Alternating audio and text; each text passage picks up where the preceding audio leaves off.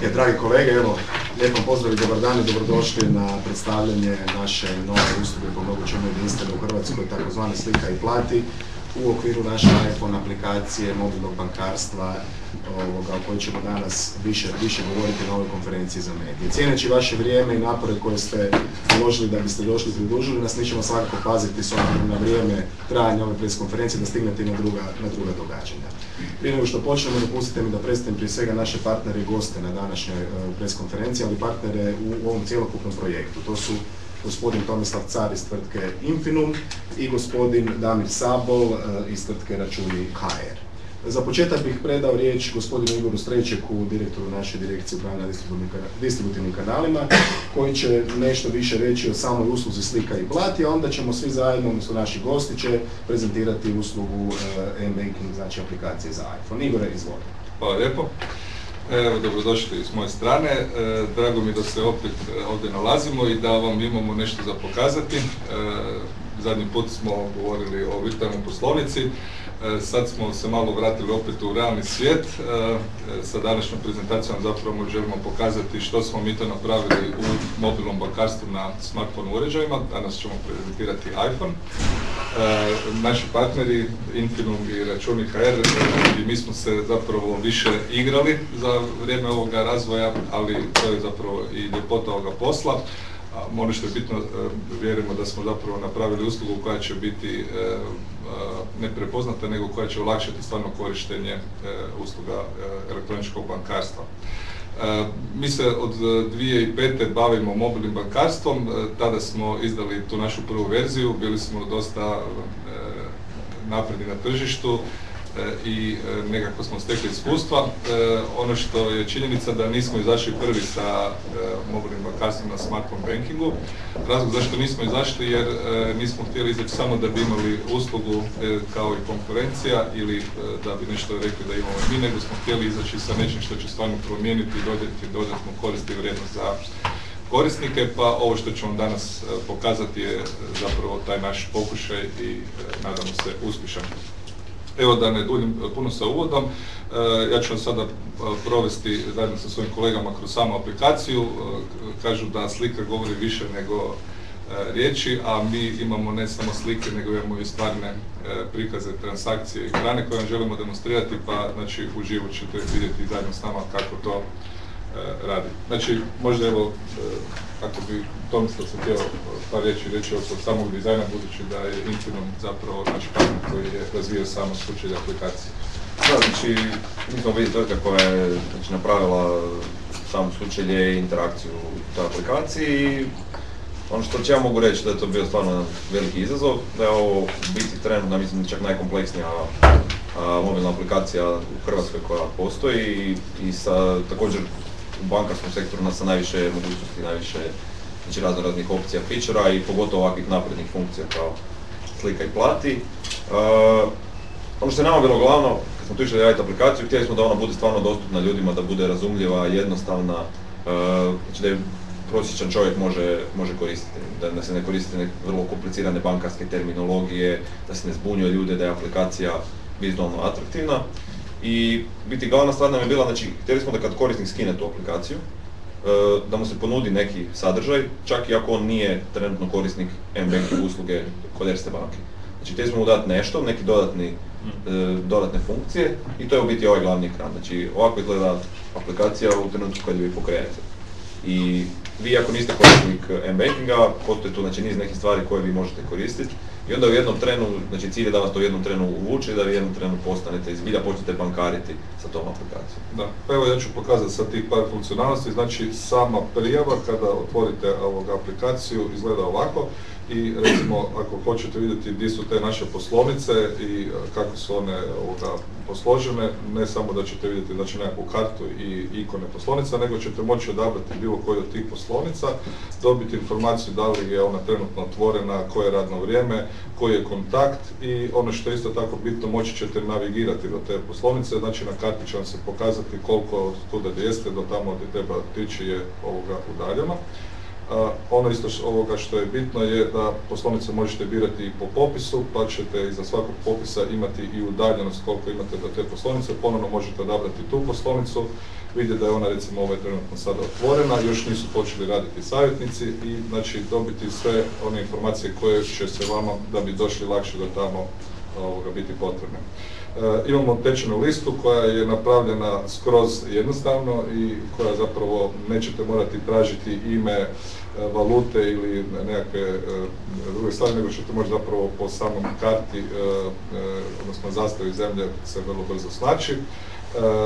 Imamo jednu funkciju kontakt koja je bitna zato što osim nekakvih informacija koje su to telefoni za korisničku podršku, e-mail, imate jednu super funkciju koja se zove prijava nestanka kartice. Znači u slučaju da ostanete bez kartice, ovdje na najbrži mogući način ćete doći.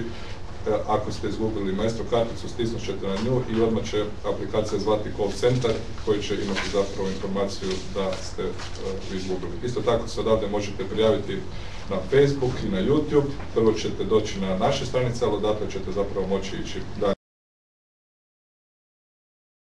Je po meni jako bitna u samom uvodnom prije nego što ste i postali korisnik ili prije nego što se odlučite koristiti je demo verzija. Znači u demo bankingu imate sve što je u stvarnome, normalno bez ikakve registracije ili nekakve tereta kojeg bi bilo transakcija proizvela.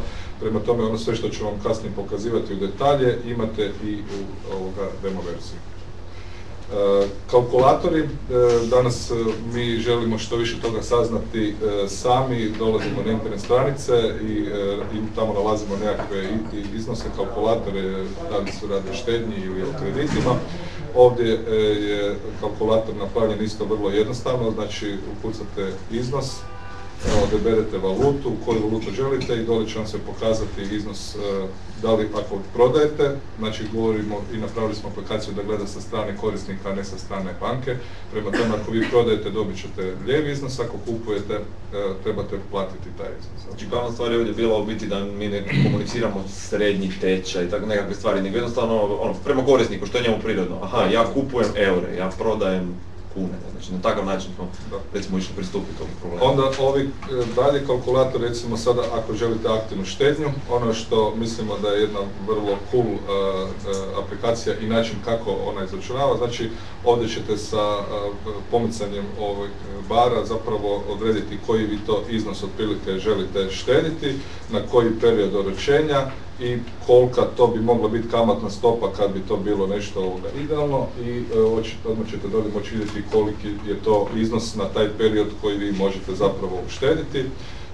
Mislimo isto da je napravljeno tako da korisnik stvarno to poželi koristiti, a ne da se muči ili da ne može zapravo iz aplikacije saznati što je to njemu korisna informacija. Tu je bilo bitno da se on igra s tim, znači ovaj slajder je stvarno onako više kao igračka, znači to korisnik zbilja onako koristi. Mi smo to mogli napraviti najjednostavniji formular koji je utipkava 1000 kuna na 3 godine i to, ali ovo je onako više neko pristupačnije. I to je nešto što se na smartfonovima, na tim novim platformama u biti i očekuje. To je to. I to bi bilo to. Mislim da je za uvod. Znači kao što imamo poslovnice, tako ovdje imamo i lokacije naših bankomata, opet posloženi na karti, možete ga odabrati ovdje ili možete otići u popis.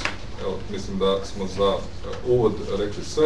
Ono što je tu isto bitno, u postavkama možete odabrati jezik hrvatski ili engleski, da li želite imati uključeni zvuk ili nekakve druge postavke. Evo, mislim da je za nekoga ko ne koristi mobilno bankarstvo Erste banci ili čak nije ni klijent, aplikacije koja pokazuje sve te funkcionalnosti praktična i da se može lakše odlučiti na samo korištenje. Evo, ja ću sad se prijaviti, znači na prvom ekranu se unosi korisničko ime i zaporka. Mislim da se to može raditi brzo i jednostavno. Nakon što se napravi provjer, unosi se naša TAN tablica i nakon nje ulazimo sada u samu aplikaciju. Evo, znači prvo što smo mi mislili da je logično je da imate prikaz vaših računa, sve račune koje imate otvorene transakcijske u banci. Normalno da je na prvom mjestu tekući račun i ono što prvo smo stavili korisniku da vidi je zapravo nekakav graf priljeva i odljeva. Normalno kad je zeleno smo u tom kratkom periodu bili u plusu, a kad je crveno ostatak vremena smo bili u minusu. Međutim, periode koje možete odabrati su 1 mjesec, 3 mjeseca, 6 i godinu dana i u tom znači, možete dobiti nekakav dojam kakav je još bio, ako ćemo reći, takav izraz cash flow u tom periodu. Nisam primijetili da grafovi uglavnom tako izgledaju kako smo radili. Htjeli smo staviti realno stanje, a ne neko nerealno. Ono što je nama bilo bitno da smo to radili, da se pazi recimo na te neke vizualne detalje i znači, mi općenito kad radimo jako pazimo na taj dizajn da to stvarno izgleda atraktivno. Znači od ovakvih stvari poput grafa pa do recimo ne znam, pogledamo neki, evo recimo popisa računa, znači da imate odmah na popisu računa pregledno koliko na kojem računu imate novaca, da je igor sada u minusu što očito nije, onda bi ovo bilo crveno.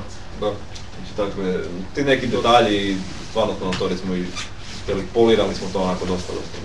Dolje vidite po točkicama zapravo mimo ovog prvog ekrana, to je detalj računa, koliko mi još imamo tu ekrana. Znači sljedeći ekran koji nam se čini da je bio logičan je sami iznosi transakcija. Ako je crveno znači da je bila isplata, ali evo imamo i zeleno, tako da podatak o toj transakciji, kad je izvršena naziv, ako nas zanimaju detalji, i na zadnjem ekranu imamo znači, podatke o samom računu, kada je otvoren ime, broj, IBAN je sada broj koji ćemo zapravo morati komunicirati kao jedinstveni broj za transakcijske račune, koliki su to raspoloživi iznosi, koliki su limiti na rate, koliko je trajanje ugovora o okvirnom kreditu, koja kamata, znači nešto što smatramo da su osnovne informacije koje zapravo klijent mora znati. Da. Sljedeće što, kada se prijavljamo bilo na m-banking ili na internet bankarstvo, najčešće radimo je zapravo želimo platiti nekakve naloge. Ovdje je zapravo onda nekako klasično, kada bi mi to radili na način da, kažem, evo sad ćemo otvoriti novi nalog sa tekućeg računa ili sa nekog drugoga, zadali bi nekakav iznos, odabrali bi banku u koju plaćamo, morali bi ukucati brojeve računa i u stvarnom slučaju bi to na nešto potrošili vremena. I ono što smo mi zapravo htjeli ovdje danas demonstrirati i pokazati, mi smo napravili da taj doživljaj bude daleko ljepši i ugodniji nego što je bio do sada. Evo, okrećem se Damiru koji je zapravo tvrtka Računi.hr koja je radila ovaj dio aplikacije, a dok on priča ja ću vam demonstrirati kako taj proces slikanja i plati stvarno funkcionira. Dakle, naša tvrtka Računi.hr bavi se zapravo uvođenjem elektroničkih računa. Elektronički računi su budućnost, međutim danas ljudi još uvijek plaćaju puno papirnate račune. U mobilnom bankarstvu je svakako jedna od prepreka težina unosa podataka računa. Zato smo mi odlučili razviti tehnologiju koja omogućava da ovako stavite uplatnicu i koju onda telefon prepozna, dakle u nekoliko sekundi umjesto onog unošenja vam pripremi podatke za plaćanje. Mislimo da se radi o globalnoj inovaciji, mislimo da smo napravili stvarno jedan vrlo zanimljiv proizvod koji znatno olakšava plaćanje računa. Dakle, mislimo da će mobilno bankarstvo biti evo, nekad u sekundu prođe, nekad treba 2-3 sekunde na ovim modernim telefonima. Uglavnom, mislimo da se radi o vrlo vrijednoj funkcionalnosti i stvarno nam je drago da smo zajedno u suradnji s Erste bankom i s Infinumom to uspjeli kvalitetno implementirati. Ono što bih ja tu nadodao, znači kada je uplatnica prepoznata, vidjeli ste da aplikacija sama fokusira i čita podatke, tako da mi zapravo nije da slikamo da smo stisli pa da se onda negdje u back office-u obrađuju podaci, nego ovdje se u toku samog skeniranja uplatnica prepozna i vama se pokaže ovakav ekran kao što sad vidite ovdje.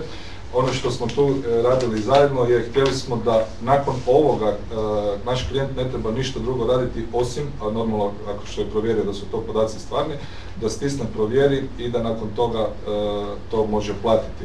Ukoliko, znači šta smo to napravili? Napravili smo defaultno da se zapravo radi na korist, na teret tekućeg računa, jer smatramo da je u velikom broju slučajeva upravo to račun sa kojeg će klijent plaćati. Međutim, ako klijent želi, on može odabrati bilo koji drugi račun Isto tako nekakav opis plaćanja, najčešće mi kažemo plaćamo nalog, ali znači ako sad tu klijent želi definirati i reći plaćam nalog za taj i taj račun, ostavljamo u tu opciju. Međutim, ono što smo htjeli napraviti da se podrazumijeva je zapravo da klijent može, ako stvarno ima jednostavan nalog i želi to obaviti brzo, da to može stvarno da obaviti i najbrže i da nema oko toga više nikakvih, sad sam malo u sjeni, pa... Uglavnom, glavna ideja je da sve svoje mjesečne račune platite u 5 minuta. Dakle, ova tehnologija, dakle ona... Bez naknade. Naknada je klasična koja se, mi smo od 1.12. promijenili naknade, tako da smo uveli fiksne, takozvani flat rate, nalozi koji su plaćaju na račune unutar banke su 1 kunu, a koji su izvan banke su 2 kune bez obzira na iznos. Ova tehnologija samo stvarno omogućava znatno jednostavnije i brže plaćanje papirnatih računa. To je napravljena tehnologija iz frustracije. Dakle, frustracija je bila ko će sve to prepisivati. Mislimo da je to jedan dobar razlog za razvoj tu tehnologiju. Naravno, to je prvi korak prema potpuno elektroničkim računima. Ono što će biti u sljedećem koraku je da će korisnici kad plate jednu uplatnicu, sustav će prepoznati da li taj izdavatelj računa može slati elektroničke račune i pitat će korisnika želite li ovaj račun idući mjesec dobivati elektronički. Korisnik će reći da i sljedeći mjesec će dobiti direktno u aplikaciju račun. Dakle, to vidimo da je to jedan sljedeći korak koji će tu doći. Tu je bitno, znači vi vidite da danas neki izdavatelji su počeli i printati 2D bar kode i mi smo se razmišljali da li odmah u startu napraviti isključivo samo čitanje bar koda, međutim u ovom trenutku na tržištu bi pokrili možda 50% uplatnica i upravo zato smo se u početku fokusirali da može čitati bilo koju uplatnicu, znači da čita znakove, a čitanje bar koda, QR koda ili bilo koje druge metode kojom će sutra se uplatnice izdavati će biti isto omogućeno u sljedećoj verziji. Ali ono što je Damir rekao, zapravo ono što mi vidimo nije sljedeći ili budućnost korak u čitanju bar kodova, nego je zapravo budućnost u tome da izdavatelj uopće više ne šalje uplatnice poštom, nego da ih šalje elektronički i da ih mi onda u našem mobilnom bankarstvu ili u internet bankarstvu znamo prepoznati i plaćati. Prema tome u tom trenutku ovaj način plaćanja, skeniranja više neće biti neophodan. Prema tome ovo je nekakva premosna, ja bih nazvao, tehnologija da našim klijentima ipak do tada olakšamo plaćanje. Dakle, to je baš tako, tehnologija budućnosti će biti elektronički računi, ali danas su papirnati računi još velika većina i prvi korak je dakle olakšati korisnicima to plaćanje. I mislimo da smo u tome apsolutno uspjeli. Evo, to vam je, po nama, znači mi smo i cijelu našu ovu priču nazvali Slika i plati jer mislimo da je upravo to usluga koja će biti bitna razlika u odnosu na druge usluge koje se nude na tržištu, pa evo ja ću vam sada objasniti dalje. Jedna sigurna aplikacija koju ćemo često koristiti su naši krediti. Tamo ćemo vidjeti koliko smo to još u kreditu i koliko trebamo uplatiti da bi iz toga izašli, ali možda nešto što je tu zgodno, što nismo pokazali na računima, ali zapravo vredi za sve naše račune. Klijent će si moći personalizirati svoje ikone, na način evo ovdje možemo promijeniti fotografiju i ja ću sada za ovaj gotovinski kredit, budući da znam za šta sam ga uzeo i ko mi je kriv da što to moram platiti, ja ću staviti Tomislava ovdje i koristit ću da kad god ga vidim ovu aplikaciju da se podsjetim da je to bilo zapravo vezano uz njega, a ne samo da ću to napraviti, nego ću i promijeniti ime, pa neću to zvati gotovinski kredit, nego kredit za car. Kredit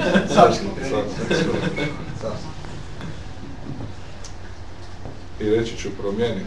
I sad kad god budem vidio taj, kaže da je korisnički kreiran, i sad kad god budem gledao taj kredit, podsjetit će me na Tomislava i na to zašto sam je uopće u taj dug ušao i da li će mi to drugi puta biti pametno. Evo, od drugih stvari koje tu imamo, znači pregled plaćanja, funkcionalnost koju ćete vidjeti što ste do sada platili i kada je bio koji datum. Statusi mogu biti izvršeno, u najavi, neizvršeno, stornirano. Možda da kažem, znači u biti ovaj dio koji vidite, mobilno bankarstvo je funkcionalno, potpuno ekvivalentno, znači internet bankarstvo. Znači stvarno smo htjeli omogućiti korisnicima da mogu napraviti sve na svom mobitelu što mogu napraviti sa svojim računalom u klasičnom netbankingu. I zato ima toliko funkcionalnosti. Ima još jedan ekran tamo. Znači. Evo, znači na ovom drugom ekranu ćete vidjeti iste one funkcionalnosti koje smo pokazali i naprijed, znači kalkulatori, kontakt, bankomat i to, fondovi. Ako ste investirali u ova volatilna vremena u fondove, moći ćete vidjeti to.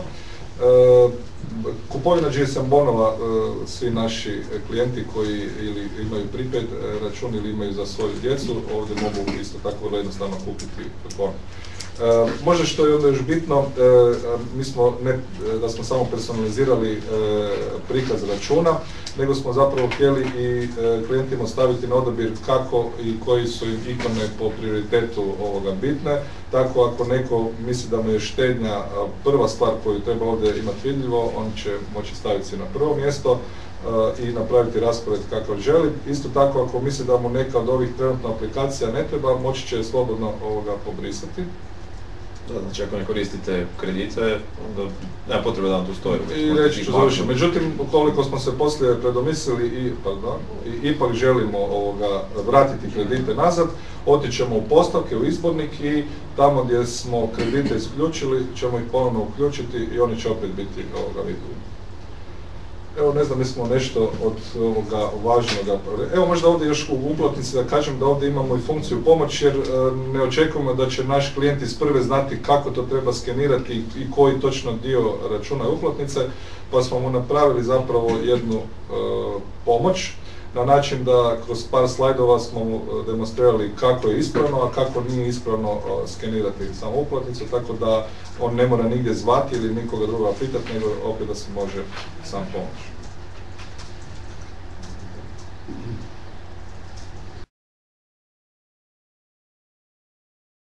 Novosti aplikacije, kad želite izaći van, kažete da li ste sigurno da želite napustiti, vraćate se ponovno na prvu stranicu, nekakve informacije ovdje, što je sama usluga. Dole će se vrti nekakva naša trenutno aktivna reklama, pa će klijent moći saznati više. Evo, to je ono što smo zapravo sa aplikacijom htjeli postići. Možda još jedna stvar koja je zanimljiva, a to je u samom App Store, evo htio bih vam pokazati, mi smo danas izašli sa informacijom, međutim imamo već 15 komentara, odnosno takozvanih review na aplikaciju, pa su nama jako zanimljivi. Za sada su same pohvale, normalno da očekujemo da će nam klijenti predlagati, već ima prijedloga da nekakve nove funkcije još dodamo, i tako da evo, mi smo za taj naš start jako zadovoljni i očekujemo da će klijentima stvarno donijeti koristi i novu vrijednost. Ovo nažalost kaže da nije za pravne osobe. Istina je, da. Šteta. Da. Evo, mi smo 2005. kad smo radili prvu našu banking aplikaciju, tada istraživali tržište i naše klijente i tada nismo prepoznali nekakav veliki interes, jer pravne osobe u svakom slučaju su imale nekakvu drugačiju filozofiju. Međutim, vremena se mijenjaju. Ono što mi smo htjeli sada izaći je izaći za ono područje i segment klijenata koji će to sigurno najviše koristiti, ali radimo i mislimo raditi analizu, istraživanje i normalno da će aplikacija za pravne biti drugačija, jer oni imaju drugačije funkcije koje se moraju obavljati, tako da ukoliko utvrdimo da postoji potreba, nije nam nikakav problem složiti to i za pravne. Uz ovakvu ekipu zapravo nije problem ništa napraviti. Evo, kolegica već probila led za pitanjima, ali kažem, sad je red na svima vama da zapravo sve što vas dodatno interesira, slobodno pitate naše. Evo ja par kratkih pitanja, ako ne bude ništa protiv, pa bi jedno po jedno, čisto da ne bude zbunjujuće. Prvo su druge platforme u planu, ne znam, Android, Nokia, operativni sustav i slično, ili ćete se zadržati na iPhone? Mi smo za Android radili paralelno, međutim iPhone smo krenuli ranije i cijeli postupak je zapravo i odobravanja i rada aplikacije, imali smo dosta veliki fokus na tome, međutim do kraja godine planiramo izaći sa Android verzijom. Da, znači, učinito krenuli smo prije s iPhoneom, jer iPhone je definitivno jača platforma ali tako negdje oko nove godine Android ide van, već je praktički gotovo. Što se tiče drugih platformi, znate da na Java bazirane platforme već imamo od 2005. Mi imamo trenutno negdje oko 17.000 korisnika. Za BlackBerry, za Windows Phone, Mobile, to trenutno nismo planirali razvoj. Po našem istraživanju tržišta broj korisnika je vrlo skroman i mali, međutim da se pojavi potreba i da dobijemo zahtjeve korisnika, sigurno da ćemo se okrenuti ka tome. Različita tržišta i u Europi i svijetu imaju različite statistike i korisnike, tako da negdje su te platforme zastupljenje, negdje ne kod nas na tržištu, što smo mi radili, bilo je naše pitanje na našoj web stranici. Statistika kaže da su zapravo iPhone i Android uređaj kao smartfonovi daleko najzastupljeniji. Gdje u svijetu i Reg ima sličnih rješenja? Ili je ovo revolucionarno? Pa evo, mi bi htjeli biti s jedne strane skromni, a ne sada reći da nema nečega sličnoga. Imaju aplikacije koje rade skeniranje bar kodova i imaju postoje mobilne aplikacije koje rade ove klasične funkcionalnosti. Mi nismo našli da jedna druga aplikacija na ovaj način čita podatke sa uplatnice bez obzira o bar kodu toga i da na taj način radi. Pa ako neko otkrije, mi ne želimo reći da smo prvi, ali mi nismo našli. Na koji način sustav prepoznaje zapravo vrijednosti na uplatnici? To možda najbolje da Damir objasni. Radi OCR, to je jedan dosta kompleksan proces, ne? Dakle, radi prvo tehnički, prvo radi predprocesing slike, obrađuje sliku, prvo zapravo shvati da se radi o uplatnici, kad shvati da je tu oblik uplatnice, taj okvir, onda kad to shvati, onda predprocesira sliku, zapravo uzima video frame-ove, te video frame-ove predprocesira, kad shvati da je dobro fokusirano, onda ga obradi, onda ga šalje na obradu character recognition i onda nakon toga dobije podatke i onda jedan inteligentnim postprocesiranjem shvati koji su tu podaci relevantni za, dakle, koji iznos, koji broj računa, provjerava pozive na broj. Ako je nešto prazno ili napisano kemijskom, onda se može na mobitelu dopisati. Dakle, ako nešto ne prepozna, dakle, neće apsolutno sve prepoznavati. Rukom upisane za sad neće. Gledamo kako je to riješiti u budućnosti. Ali ako neko nešto nije prepoznao, onda će reći evo ovo sam prepoznao, ovo možete iskoristiti, a neki dio koji nije prepoznao možete sami upisati. Ali to i dalje znatno ubrzava sam proces upisa. Nama je to recimo bilo vrlo zanimljivo kad smo tu prošli jedno 2-3 iteracije sa Damirom, kako da uopće ljudima objasnimo da moraju poskenirati ovaj crveni dio uplatnice. Ne? Jer u čemu je stvar? Ovo je unikatna stvar u Hrvatskoj i niko to nikad nije vidio. I svi kad to pokrenu, ljudi su svašta radili sa uplatnicom. I u biti ovo što smo napravili, znači ovaj crveni okvir, to nam se onako ispostavilo najbolje. Znači da ljudi moraju u biti nanišaniti sa crvenim okvirom ovaj drugi crveni okvir i to nam je nekako ispalo, znači sa korisničke strane neko najbolje. Ono se ruku Ali je li tajna koja je vrijednost posla? Pa to je sigurno poslovna tajna, međutim naš partnerski odnos se zasniva, ja bih rekao zapravo da je to jedan super primjer. Mi smo nekakva institucija koja kao banka ima i veliki tržišni udio i broj zaposlenika i to, međutim firme s kojima surađujemo su po broju zaposlenika male, međutim po tom entuzijazmu i po inovativnosti zapravo vrlo napredne i van hrvatskih granica.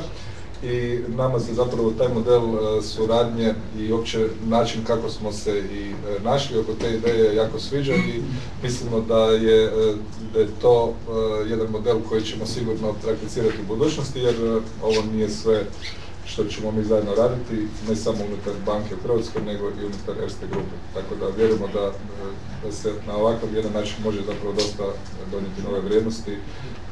Gdje je danas znanje, gdje su ljudi koji imaju nove ideje, to više uopće nije okvir. Mislim da sam taj dio odgovorio odmah u početku, nisam htjela više da tome ne bude sve. To je bilo i hrabro ako si očekivao. Da, nikad ne znaš, slučajno neko se zamisli pa odgovori. Ali ima pravo samo znači posad pitanja. Jeste vi sa svojim dijelom. Niko se ne ljuti zbog pitanja. Postoje da svi moramo biti zadovoljni u tom lancu, pa što god da je koga koštalo, evo, moji kolega ovdje i dalje imaju vedra lica i osmihe. Pretpostavljam da je njima tajna, pa onda njih neće prijaviti. Može. Pa mislim da smo dobili dobru referencu sad. Mislim da je izuzetno dobar primjer suradnje. Mi smo tu razvili dakle zajednički jednu tehnologiju koju mi planiramo s njom ići na svjetsko tržište, vjerujemo da je globalno relevantna, a stvarno nam je drago da smo dobili primjer, evo da prva referenca stvarna iskorištena i vjerujem da će se vrlo dobro pokazati na tržištu i to s Erste bankom. Stvarno zadovoljni tom suradnjom. Ja moram se složiti sa Damirom, znači mi smo mlada firma, mislim da nam je prosjek godina 25 u firmi ili 4, ne znam koliko. Najava biti to puno, znači kada znači, jedna stvarno velika institucija, znači da nam to povjerenje i kaže mi vjerujemo u vas da vi to možete napraviti. Znači nisu poslali neku multinacionalnu kompaniju, nego su uzeli tu firmu koju smo mi tu stvorili u Hrvatskoj i rekli su mi imamo vjeru, vi ćete to napraviti i mi smo to zbilja napravili. I to je kažem, trenutno najveća, najkompleksnija aplikacija u Hrvatskoj. Nije da nismo tražili kada smo se birali partnera među velikima, međutim evo upravo ovo što je rekao Tomislav, našli smo je zapravo ovdje i to u susjedstvu, to je firma koja je par koraka od nas. Bilo je jedno pitanje, jel? Koliko je trajao rad? Otprilike 6 mjeseci. Mi smo planirali da će trajati nešto kraće, 4,5 mjeseca, međutim evo, imali smo nekakvih izazova, nove su stvari, nije to sve bilo samo tako isporučiti, tako da sveukupno mislim da krenuli smo sredinom 7. mjeseca. Jedan od većih izazova je bio znači, Apple, znači to je klasična priča, oni sve što prolazi u App Store, što dolazi na njihove telefone, moraju verificirati, potvrditi da je to i znači tu je bio jedan dulji proces sa njima. Recite mi još možda kako? Ima pitanje, recite. Recite mi, da li ste ekskluzivno vezali aplikaciju, odnosno ono što stoji zapravo sve iza aplikacije sa Erste bankom? Mislim, pitanje je, znači aplikacija radi na iPadu, u smislu da ako ti imaš iPad možeš instalirati, ali ti izgleda isto ovako, znači nema prilagođeno sučenje. Ima jednu iznimku, to je budući da iPad nema autofokus funkciju na kameri, onda funkcija slika i plati ne radi. Znači ona radi kao iPhone aplikacija na iPadu, ali customiziranu aplikaciju za iPad mislimo radi. Zapravo radi vrlo brzo, ali problem je s tom kamerom malo. Ali to isto vjerujem da ćemo riješiti, imamo sad jedan drugi pristup, pa ćemo i to riješiti. Biti stvar, znači kad bi se radila jedna iPad aplikacija, imate puno veći ekran na raspolaganju i tu se mogu onda puno i interesantnih stvari možda praviti. Znači zamislite si ove grafove samo na velikom iPadovom ekranu, to daje jako puno mogućnosti za neke nove interakcije znači, koje se na iPadu mogu ostvariti i tako. Znači u jednom trenu kad se radi iPad aplikacija to će biti puno više. A što čekate od prelazne bude veće tržište za više ljudi ima iPad, pa će toga izvršiti proizvodno? Pa uvijek je prioritet tamo gdje postoji najveći zahtjev i potreba. Mi smo već jedno duže vrijeme pod pitanjima klijenata kad će izaći, tako da imamo tu nekakve naše testne korisnike s kojima smo surađivali na razvoju ove aplikacije i prioriteti su tako. Imaš taj uvijek neki onaj window, znači jedan prozor u kojem znači, nije dobro da radiš na početku kad nema korisnika, a opet nije dobro ni da radiš na kraju kada svi imaju, znači da si zakasnio na tržište ili biti, čeka se da se pogodi na nekoj pravi. Malo sam kasno na predsjedu, pa možda ste to već rekli, ali zanima me da li će se to naplaćivati korisnicima Erste banke, tipa ako ja sebi aplikaciju preko nek plaćam računa, što ja znam pregledavam svoju bilancu i tako dalje, da li ćete vi kao korisniku Erste banke naplatiti dodatnu tu uslugu? Znači, inače M-Banking već sada je usluga koja se koristi, rekli smo da imamo oko 17.000 korisnika i oni u sklopu svog nekakvog paketa imaju nekakvu naknadu. Ako koriste više proizvoda, onda im je to povoljnije. Ako koriste isključivo samo tu uslugu, da mi je naplaćujemo mjesečno, postoji naknada koja nama je trošak da tu aplikaciju održavamo, da investiramo u nju, razvoj i tako. Samo downloadanje aplikacije je besplatno, sve ono što klijent može raditi u smislu ako ne plaća naloge, nego samo pregledava to, za to je mjesečna naknada, a ukoliko plaća naloge, postoje naknade po računima koji su unutar banke, van banke. No, to mi je isto kada dođem se popiti svoju banku, pa moram platiti... Samo je ovdje puno jeftinije. Ali ovaj dio recimo ti besplatno. Znači ovo skineš aplikaciju i potpuno besplatno koristiš. A mislim da je i vrlo sličan model kao kod ostalih banaka. Dobro, imamo li još koje pitanje možda? Ako nemamo, onda s obzirom, kažem, i na neka druga događanja koja slijede, mi bismo vam se zahvalili još jedanput na dolasku. Nadamo se da je bilo korisno i dovoljno opširno. I možda za kraj čisto, evo, jedna informacija da se zahvalimo svima onima koji su nas gledali preko naše Facebook stranice, s obzirom da ova press konferencija bila emitirana uživo našim prijateljima na Facebook stranici, pa evo pozdrav i njima ovim putem. Vama još jednom hvala lijepa. Ugodne blagdane vam želimo, sve najbolje u novoj godini, iako ćemo vas sve skupa još jedanput pozvati na jedno završno godišnje druženje koje ćemo vjerojatno tijekom idućeg tjedna još posebno i najaviti. Hvala još jednom. Hvala vam svima.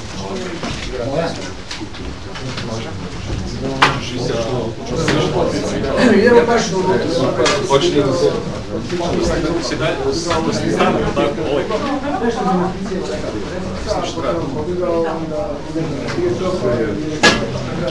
Mislim da ustavimo tako, dinamična fotka više. Ustati i onda staviti na nekakvu suprotnost malo aktivnosti kako izgleda.